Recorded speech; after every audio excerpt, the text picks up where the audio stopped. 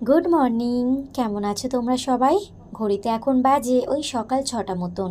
ঘুম থেকে উঠেই রান্নাঘরের দরজাটা খুলে নিলাম। রান্নাঘরটা যেহেতু আমার বাইরে, তাই আলাদাভাবে চাবি দেওয়া থাকে। সকালে উঠে রাতে যে বাসন ধুয়ে রেখেছিলাম সেগুলোকে গুছিয়ে নিলাম, আর গ্যাস ওভেনটা আবার একবার ভালো করে মুছে নিলাম। রাতে সব কিছু মুছেই শুই, তারপরেও সকালে উঠে একবার মুছে নিলাম। তারপর রান্নাঘরটা ভালো করে মুছে বাসি জামা প্যান্ট পাল্টে ফেললাম। সব সময় যে রাতে আমি সব কাজ করে রাখি তা কিন্তু না। যেদিন করে পাপান বায়না কম করে বা চুপচাপ শুয়ে পড়ে সেই দিন করে আমার সমস্ত কাজবাজ করে শুই। আর যদি দেখি ও বায়না করছে বা ঘুমাতে চায় না, তখন কিন্তু থেকে যায়। সকালে উঠেই সমস্ত কাজবাজ করে তারপর সকালে খাবারের জোগাড় করি। তো এখানে সকালে আজকে করব রুটি তরকারি, আর সকালের তরকারির প্রিপারেশান নেওয়ার সঙ্গে সঙ্গে দুপুরে কী রান্না করব তার সমস্ত সবজিপাতি কেটে ধুয়ে আমি গুছিয়ে রাখবো। কারণ এরপর পাপান ঘুম থেকে উঠবে, ওকে ফ্রেশ করিয়ে খাইয়ে তাহলে রান্নাটা আমি বসিয়ে দিতে পারবো। না তো ওকে নিয়ে না ওই রান্নার জোগাড় করতে একটু অসুবিধা হয়ে যায়। তো সেই কারণে ভাবি ও যেই টাইমটা ঘুমায় সেই টাইমটা আমি রান্নার জোগাড়টা করে রাখি। সকালে রুটি আর সয়াবিন আলু কুমড়ো দিয়ে একটা নিরামিষ তরকারি করব।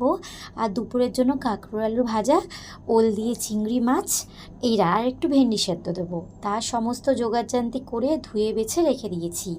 এখন ওই দেখো সকালে রুটিগুলো আগে ভালো করে সব বেলে নিয়েছি, তারপর একটা একটা করে সেঁকে ভেজে নিয়েছি, মানে ওই সেঁকে নিয়েছি। তারপর তরকারি করে সকালে যে সমস্ত বাসি জামা প্যান্টগুলো ধুয়েছিলাম, মানে আমি যেগুলো চেঞ্জ করেছিলাম, তো সেইগুলো সব বাইরে মেলে দিলাম। কাল রাতেরও বেশ কিছু জামা প্যান্ট ধোয়া আছে, সেইগুলো সব জানলা থেকে বা পরে বাইরে বের করে দেব। সকালের টিফিনটা করে নেওয়ার পর যে সমস্ত বাসন বেরিয়েছিল সেগুলো সবই ধুয়ে নিয়েছি। ধুয়ে 2 কাপ চা করে নিয়েছিলাম, আমি আর বান্টি একটু চা খেয়ে নিলাম।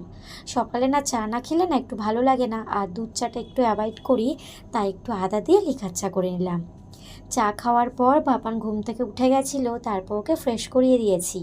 তারপর বিছনা মাদুর ছেড়ে পাপানগর বাবাকে ওই রুটি তরকারি দেবো, ওকে দেবো, সাথে আমিও খেয়ে নেব।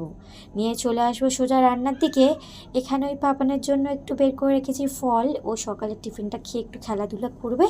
তারপর দুপুরে স্নানের আগে ওকে একটু ফল দিয়ে আমি স্নান করিয়ে দেবো। এখন দুপুরে ওকে স্নান ধান করিয়ে দিয়েছি, আর আমার রান্নাও কিন্তু সব হয়ে গেছে। ও অন্যদিন তো ঘুমায় না, তবে আজকে ঘুমিয়ে পড়েছে। সেই ফাঁকে আমি সমস্ত কাজবাজগুলো করে নিচ্ছি। ঘরটা ঝাড় দিয়ে ঘর মুছে নিলাম, তারপর নিজেও স্নানটা করে নেব। ভাবলাম পাপান ঘুমাচ্ছে, ও ওঠার আগে সমস্ত কাজ করে নিলে ও উঠে গেলেই আমি কি করব, ওকে খাইয়ে দেবো দুপুরের খাবারটা। আজ একটু দেরি হয়ে যাবে মনে হয়। ঘর মুছে নিয়ে চলে এসেছিলাম এখানে গ্যাস ওভেনটা মুছে নিতে, তারপর বাসন থালা ধুয়ে নিজে স্নান করে বাইরে